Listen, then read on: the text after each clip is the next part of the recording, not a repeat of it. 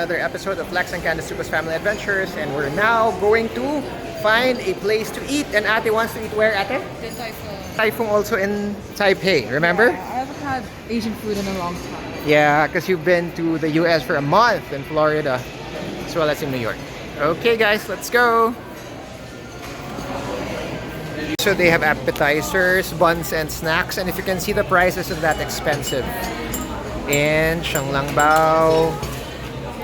Oh wow, let's see, they're kid-friendly as well. Dumplings, my favorite. Vegetables for mom. And they have featured dishes. And fried rice for Kuya. And beef. And soup and noodles. And hot and cold dessert. And we'll share with you our experience here in Din Tai Fung, here in Power Plant. Yeah, we had this in Taipei 101. Guys, you have to choose and then you have to check kung anong tribe ninyo. Okay? You can see them cook sa kitchen nila. There it is, guys. Yes, they have an assembly line there. Seaweed for appetizer.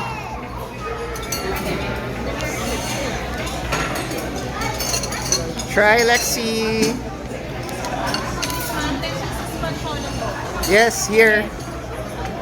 Okay. You have to eat this when you're here. Wow. There's a trick here. Good, Ate? Yung quality ba niya same sa Taipei 101? The same kaya? Kuya, you like it? It's the first time for Kuya. Hot and sour here. Hot and sour soup. Okay, careful, Lexi. It's hot. And we mix it po to blend the vinegar at the pot. Okay, mix to blend the vinegar. Ate loves the xiaolongbao. And Lextom also ate two already. And Lexi also likes the appetizers. Beef wonton here. Here na lang in the middle. Yung beef wonton walang ordinary yata. Ako. Yung beef pork, beef. May usual po pero... Hindi, ito. I did. Yeah. Beef bun. I like this. Okay. Of course, you love this, oh, the top. A little bit later, it's hot. Already. The buns. Ate, how is it? You like it? How about you, Kuya? Yeah. All noodle for Kuya. Ito na lang sa gitna. And then, there's the chicken. Chicken dito. Pahingi na rin kami ng ano. Ayaw pala kami fried rice, white rice. Food is really good. Okay. Mag-add lang kami later. So, our verdict, Yeah. good latte. You want some more xiaolongbao? Wow, everybody's eating. Lexi, you like the food here? Yeah. The one from earlier? Yeah. Okay. Very good. You like it here, Kuya? Yeah.